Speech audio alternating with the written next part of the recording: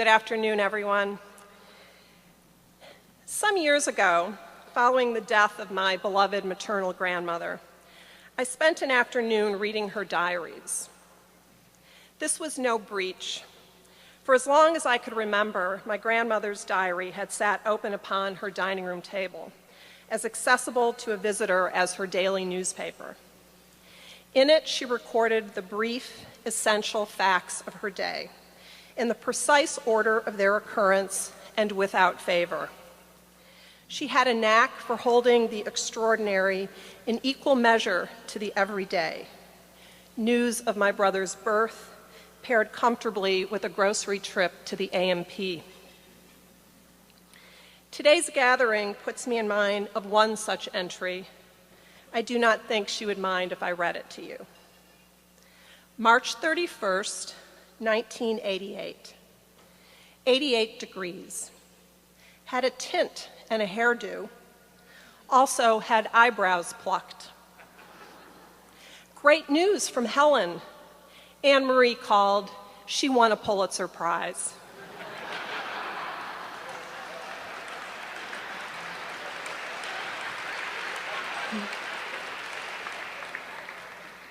We're very happy for her. I do not know what any of you were doing when word of your Pulitzer reached you, but I'm guessing that the news turned an ordinary day into an extraordinary one, and forever sealed your membership in what former Pulitzer Board Chairman Skip Gates called the aristocracy of excellence. In Columbia's annual printing of a softcover compendium at your tables, titled simply the Pulitzer Prizes, your names now join the ranks of other giants of journalism, letters, and music.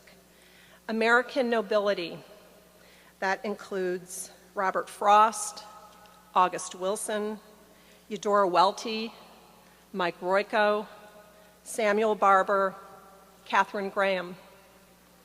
But these are not ranks into which you are born, nor does stature or wealth add a thumb to the Pulitzer scale. Were I to quibble with Skip, a privilege I enjoyed while we served on the board together, I would wonder whether meritocracy of excellence were more apt, a salute to the extraordinary industry and creativity which earned you a place at this ceremony. Prize giving is a fickle business, not determined by the precision of a stopwatch or a scoreboard. The winners are gathered here as the beneficiaries of the judgment of 19 arbiters, scrupulous and exacting judges, to be sure, but human and guided by their own tastes and fancies. But that is not the same as arbitrary. There are qualities that endure, historic hallmarks of Pulitzer-worthy work that, if anything, the board has held ever more tightly, even while expanding the eligibility rules. It was those qualities that distinguished the winners, whether traditional or multimedia, and that the board found abundant in your work. Read the stories of government officials engorged on enormous pay packages or the medical mystery of a young boy racing against disease, and renew your admiration for journalism that is probing and moral and fair. Travel to Russia for a dual master class in foreign correspondence and criminal justice reporting, and rediscover the meaning of dogged, both in print and online. Behold feature writing as forensics, an exacting re-examination of forgotten fatalities at sea, animated by a playwright's sense of timing. Meet anew the nation's first president and be reminded of how the familiar can be transporting in the hands of a biographer fortified by insight and scholarship.